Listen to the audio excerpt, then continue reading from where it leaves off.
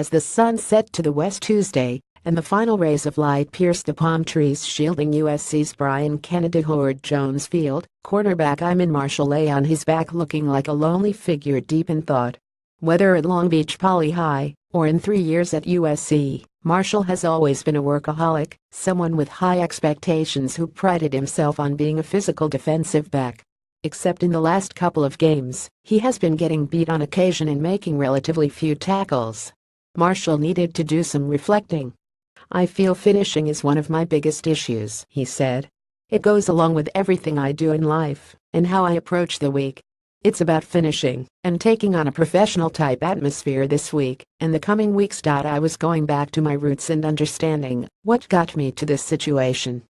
I feel I got a little bit away from it, and that's me being the last one out here and putting in that extra work. These last couple of weeks have been humbling to me to understand I need to get back to that and get back to my work." Marshall and another Long Beach Poly grad, Jack Jones, understand that USC is facing a top passing team Friday night in unbeaten, 16th-ranked Washington State in Pullman. Washington State does pass a lot, Jones said. "All I can do is go out there and do my job." Southern California Washington State has 40 players from California on its roster, but USC's top 5 secondary players are all from Southern California and looking forward to their battle with Cougars quarterback Luke Falk, who has completed 77% of his passes and leads an offense that is passing for an average of 432.5 yards a game, 3rd in the nation. Besides Marshall and Jones, USC secondary includes safeties Marvell Tell III Encino Crespi, Chris Hawkins Rancho Cucamonga and Gene Harris Crenshaw. "What do they call themselves?" Air Raid Tell said.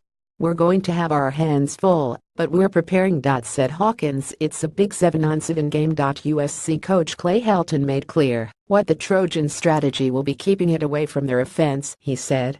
Noise preparation and trying to imitate the loud environment in Pullman. USC practiced with crowd noise blaring from loudspeakers. As for the weather, the forecast is for a low of 48 degrees on Friday night. Strong finishers. It's become pretty clear through 4 games that the Trojans' ability to finish games with a strong fourth quarter has been critical to their success. "We found ways to be really good when it counts," Helton said. Receiving good news: it looks like receiver Deontay Burnett may be available for Friday's game.